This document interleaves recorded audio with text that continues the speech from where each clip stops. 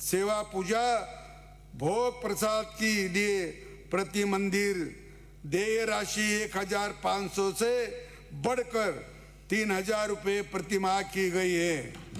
इन मंदिरों में कार्यरत अंशकालीन पुजारियों को 5000 रुपये से बढ़कर 7500 रुपये प्रति माह मान दे दिया गया है। संतों और महात्मा के उपदेश समाज को दिशा देते हैं।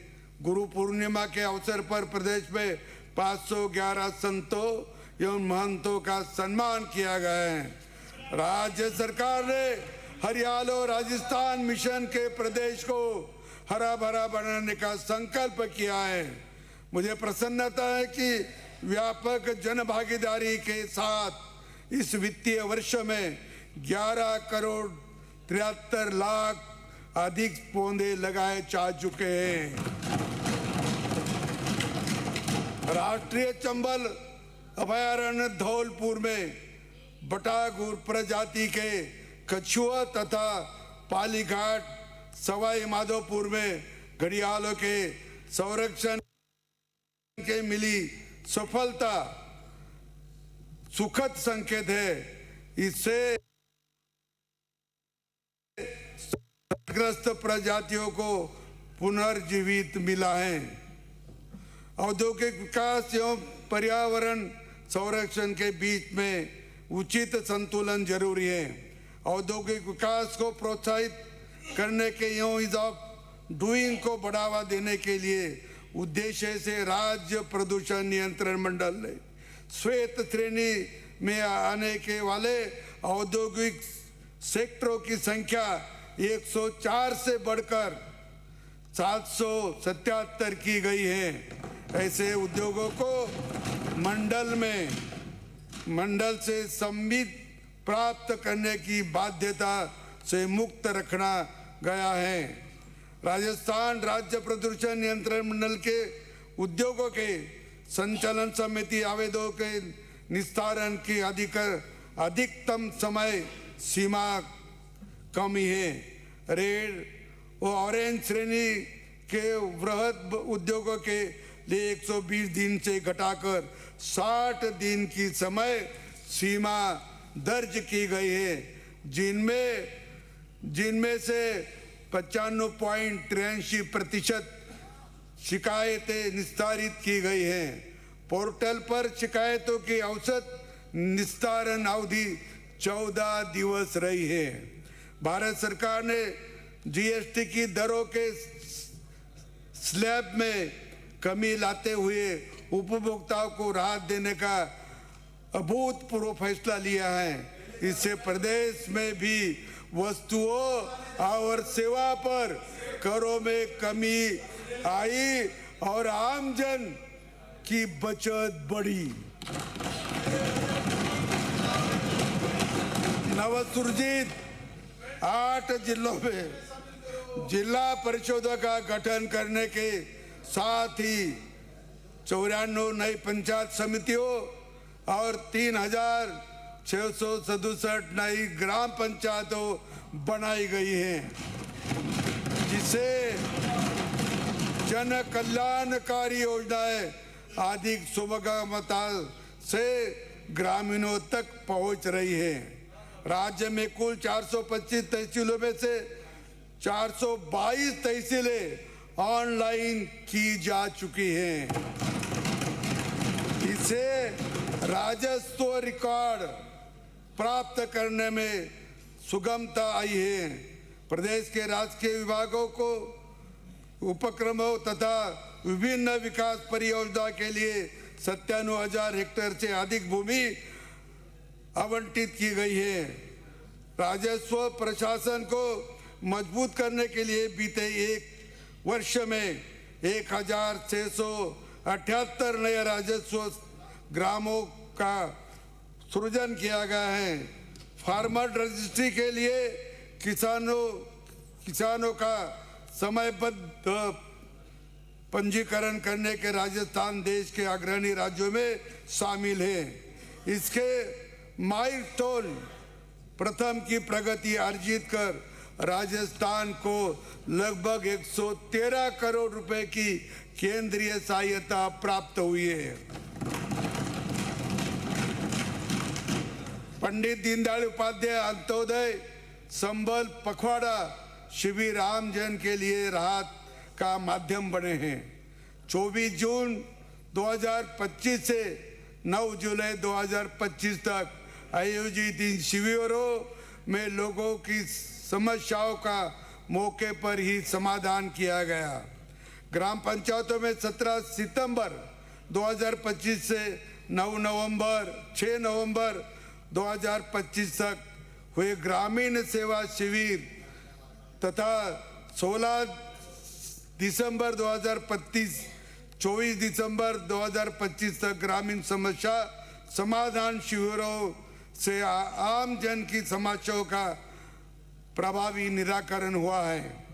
राज्य में किसानों के मोबाइल ऐप में माध्यम से फसल गिरदावरी की सुविधा मिल रही है।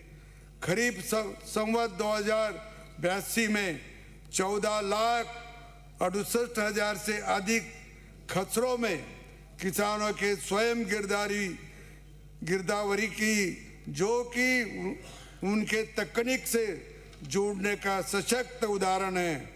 भूमि आवंटन के एक रूपता रखने के आवंटनित भूमि का दुरुपयोग रोकने और सियाती दर पर आवंटित भूमि का लाभ समाज को उपलब्ध कराने के लिए भूमि आवंटन की नवीन नीति जारी की गई है। मुझे विश्वास है कि इसमें आवंटित राजकीय भूमि का व्यापक जनहित में उपयोग सुनिश्चित होगा। मानसून 2025 में अतिवृष्टि से प्रभावित सार्वजनिक संपत्तियों की तात्कालिक मरम्मत के लिए सरकार ने 1058 करोड़ रुपए से अधिक की स्वीकृति जारी की गई है। सभी जिलों में मरम्मत के कार्य कराए जा रहे हैं। प्रदेश की कानून व्यवस्था मजबूत हाथों में है। समाज कंटकों पर शिकंजा कसा गया है। इससे अपराधियों के भय और आम जन में विश्वास बढ़ा है। महिलाओं, बच्चों, बुजुर्गों आदि के खिलाफ होने वाले अपराधों पर कठोर कार्रवाई सुनिश्चित की गई है। जयपुर में सशक्त नारी जिम्मेदारी हमारी अभियान के अंतर्गत 25,165 महिला को कानून की जानकारी दी गई।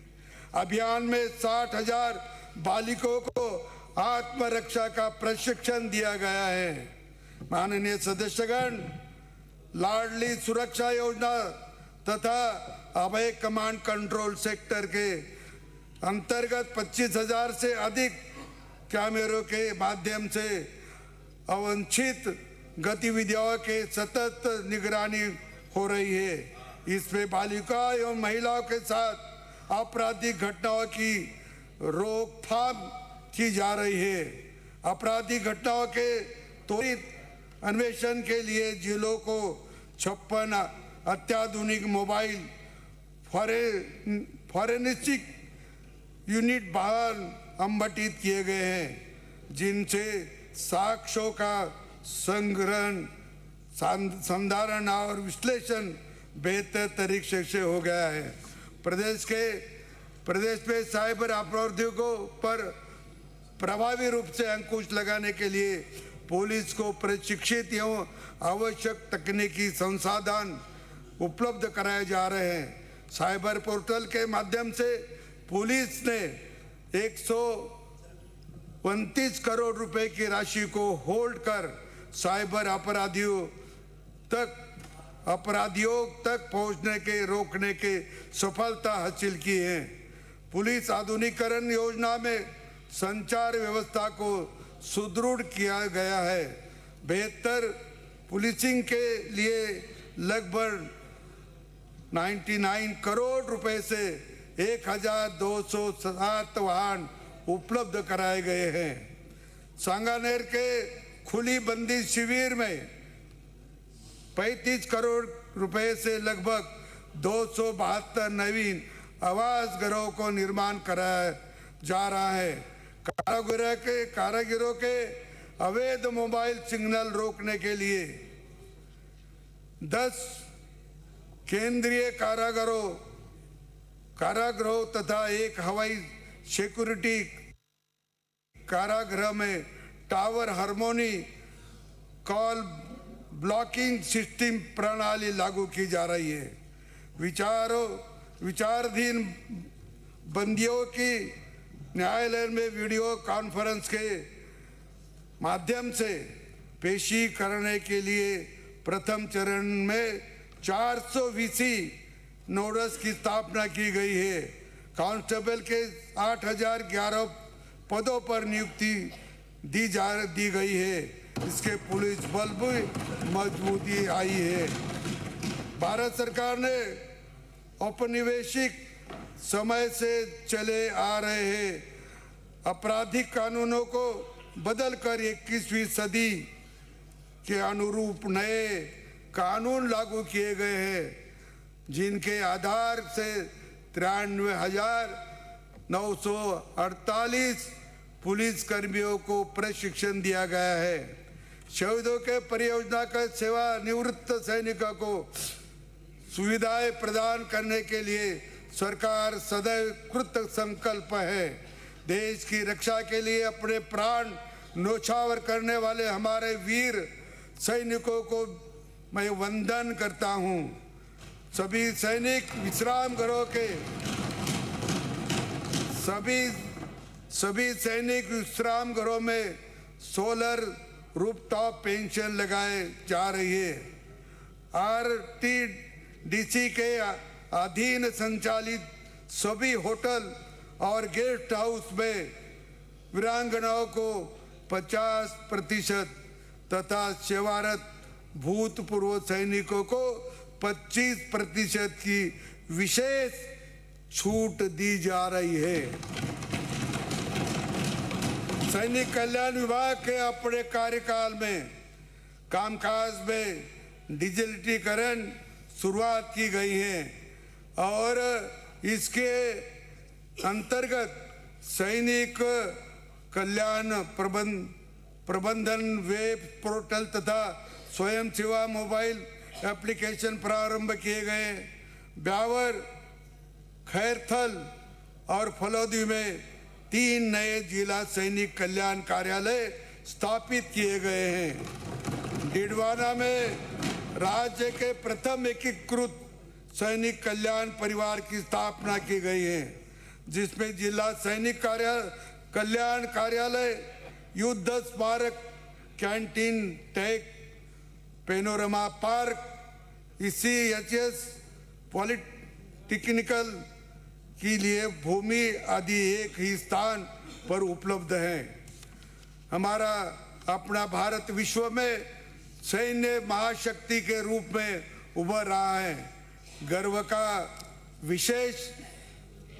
विशेष है कि सैन्य छावनी के बाहर पहली बार भारतीय सेना ने जयपुर में सेना दिवस परेड के रूप में अपने शौर्य और पराक्रम का प्रदर्शन किया।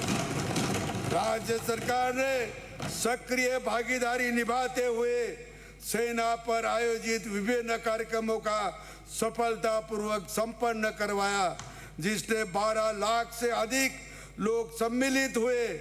इस अभूतपूर्व आयोजन के द्वारा आम जन में सेना के शौर्य और पराक्रम को नजदीक से समझा। इन आयोजनों से युवकों को सेना में जुड़ने की प्रेरणा मिली। इस सत्र में निम्नलिखित विधायी कार्य के साथ साथ अन्य विधायी और वित्तीय कार्य संपादन हेतु आपके समक्ष विचार रखे जाएंगे।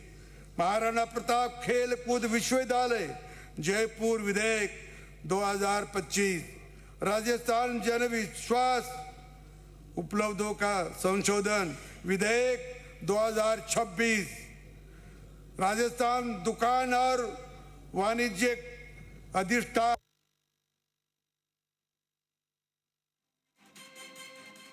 संशोधन विधेयक 2026 माननीय सदस्यगण, राज्य सरकार ने जन कल्याण, आर्थिक सुदृढ़ता, युवा के उज्जवल भविष्य, किसानों, महिलाओं और वंचित वर्गों के उत्थान के लिए जो संकल्प किए हैं उन्हें सदन के सहयोग से पूर्ण किया जाएगा, ऐसा मुझे पूर्ण विश्वास है। लोकतांत्रिक मूल्यों, संवैधानिक मर्यादाओं और सदन की गरिमा को बनाए रखने हुए ये विधानसभा का सत्र प्रदेश के हित में सकारात्मक, रचनात्मक और परिणामोन्मुख विकास का सशक्त मंच बने, यही मेरी शुभकामनाएं हैं।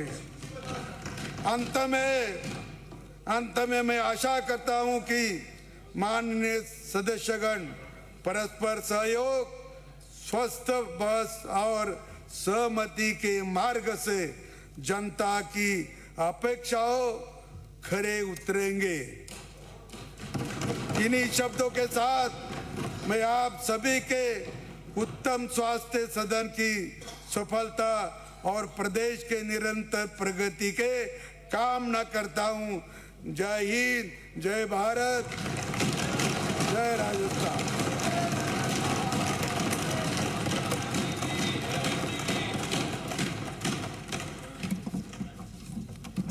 सभी मारने हैं, 3 मारने हैं।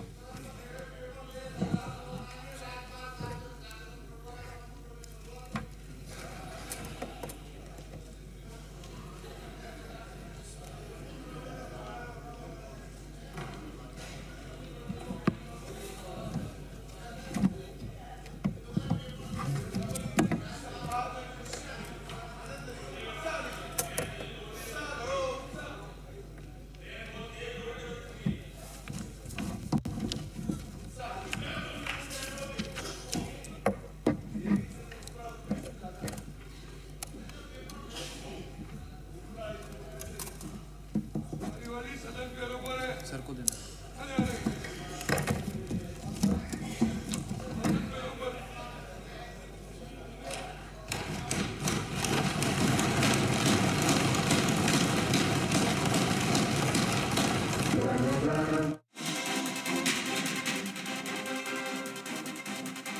तस्वीर आप दिखा रहे हैं, विधानसभा की ये तस्वीर है। अभिभाषण हुआ और राज्यपाल के अभिभाषण के बाद की ये तस्वीर नजर आ रही है। आज सत्र की शुरुआत हुई है। 11 फरवरी को बजट पेश किया जाएगा। रिफाइनरी पर 63,500 करोड़ से ज्यादा खर्च के अभिभाषण में जिक्र किया राज्यपाल ने। प्रोजेक्ट को जल्द ही क्रियान्वित सरकार करेगी। तो 53,000 से ज्यादा नए घरेलू कुकिंग गैस कनेक्शन दिए हैं। प्रदेश की कानून व्यवस्था मजबूत